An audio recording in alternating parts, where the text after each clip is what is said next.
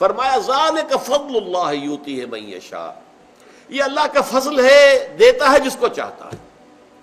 واللہ ذو الفضل العظیم، اللہ بہت بڑے فضل کا مالک ہے، اس کے خزانہ فضل میں کمی نہیں ہے، اس کے تو اتھاہ خزانے ہیں بے کنار، وہ جس کو چاہے دیتا ہے۔ ایک بہت بڑا فضل ہے جو، اب دیکھیے اس فضل کی ترتیب نوٹ کر لیجئے۔ سب سے بڑا فضل، سب سے بڑا فضل، سب سے بڑا فضل محمد الرسول اللہ صلی اللہ علیہ وسلم پر ہوا۔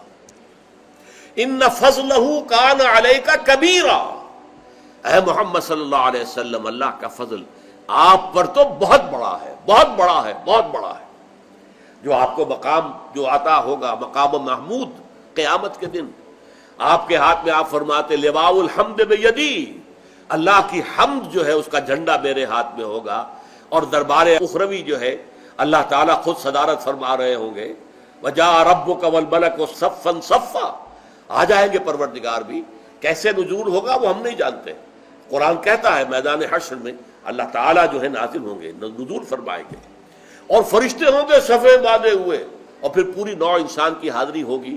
وہاں حضور فرماتے ہیں لواء الحمد بیدی، آپ کا نام کیا ہے؟ محمد، احمد، اور حمد سے یہ الفاظ بنے ہیں، حمد کا جھنڈا میرے ہاتھ میں ہوگا، اور اس روز جو حمد میں کروں گا اللہ کی، آج وہ نہیں کر سکتا۔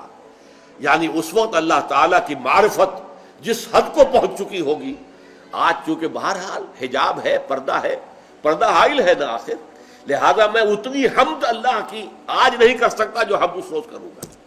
تو اللہ تعالیٰ کا سب سے عظیم فضل، خاتم المرسلین، خاتم الانبیاء، انسانوں میں سے سید البشر، وہ انسان محمد ہے صلی اللہ علیہ وسلم۔ پھر بہت بڑا فضل ہو گیا امیین پر، کہ حضور ان میں سے تھے نمبر ایک۔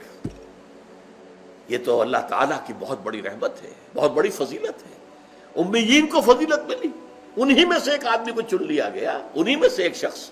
اب ظاہر بات ہے کسی کا وہ بھتیجا تھا، کسی کا وہ پوتا تھا، آپ کو معلوم ہے عبد المطلب کے پوتے تھے نا آخر حضور، آپ کے والد آپ سے کی ولادت سے پہلے انتقال کر گئے، لیکن ابن عبداللہ تھے نا، حضرت خدیجہ کے شوہر تھے نا، ابو طالب کے بھتیجے تھے نا، عباس کے بھتیجے تھے نا، تو انہی میں سے فرام دیئر اون کتھ اینڈ کن ہم نے نازل کیا۔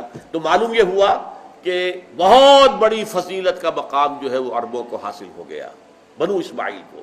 یہی وجہ ہے کہ سب سے بڑے عذاب کے مستحق بھی وہی ہوں گے، جن کے رتبے ہے سوا، ان کی سوا مشکل ہے، جن کا مقام بلند ہوتا ہے۔ سورہ احزاب میں فرمایا گیا یا نساء النبی لستن کاحد من النساء، اے نبی کی بیویوں تم عام عورتوں کے مانند نہیں ہو، اگر تم میں سے کسی نے کوئی غلط حرکت کی تو سزا دوہری ملے گی عام لوگوں کے نسبت۔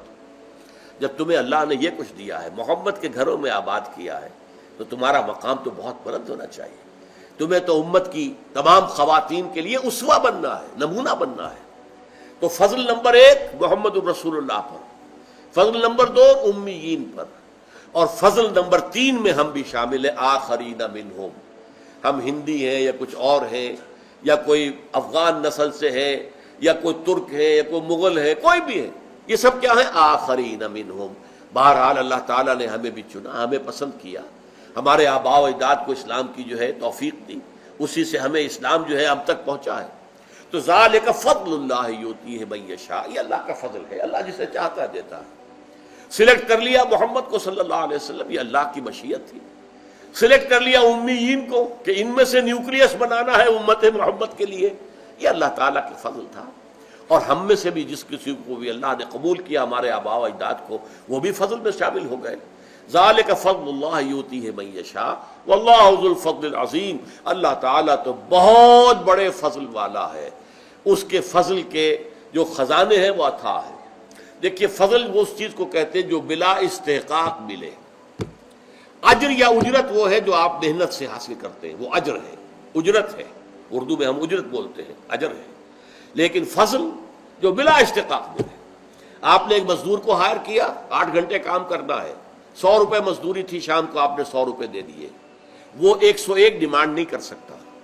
لیکن اگر آپ نے دیکھا ہے کہ اس نے بڑی محنت سے کام کیا، چاہے کوئی سپروائز کر رہا تھا یا نہیں کر رہا تھا، ہی واز ورکنگ، آپ نے اس کو 10 روپے 20 روپے اور دے دی. یہ فضل ہے, یہ آپ نے دیا ہے جس کا اس کے لیے استحقاق نہیں تھا, ایک انہیں ڈیمانڈ اٹ. تو اللہ سے کوئی انسان بھی کوئی شے ڈیمانڈ نہیں کر سکتا. جو بھی کچھ اللہ دیتا ہے وہ فضل ہے. روزی ہم اگر کماتے ہیں, محنت کرتے ہیں, بھاگ دوڑ کرتے ہیں, اس کے لیے چاہے دفتروں میں گھس گھس کرتے ہیں اپنے قلم سے, اور چاہے کسی چلاتے ہیں, اینٹیں ڈھوتے ہیں, یا کہیں کارخانے میں کام کرتے ہیں یا دکان, لیکن جو کچھ ملتا ہے اسے اللہ کا فضل سمجھو, اپنی محنت اور مزدوری کا حاصل نہ سمجھو. لہذا سورہ جمعہ ہی کے اندر آ جائے گی وہ آیت, فَإِذَا قُضِيَتِ الصَّلَاةُ فَانتَشِرُوا فِي الْأَرْضِ وَابْتَغُوا مِنْ فَضْلِ اللَّهِ. جب نماز جمعہ ادا ہو چکے تو اب تم پھیل سکتے ہو, جاؤ اپنے اپنے کام پر, جاب پر, اپنی محنت پر, دکان پر, ریڈی پر, جس پر بھی چاہو محنت کرو, اللہ کا فضل تلاش کرو. تو جو کچھ ملے گا وہ اللہ کا فضل ہے. You can't demand it from Allah, یہ آپ کا حق نہیں ہے, یہ اللہ کا فضل ہے جو اللہ دیتا ہے. بارک اللہ لی ولکم فی القرآن العظیم ونفعنی وإیاکم بالآیات والذکر الحکیم.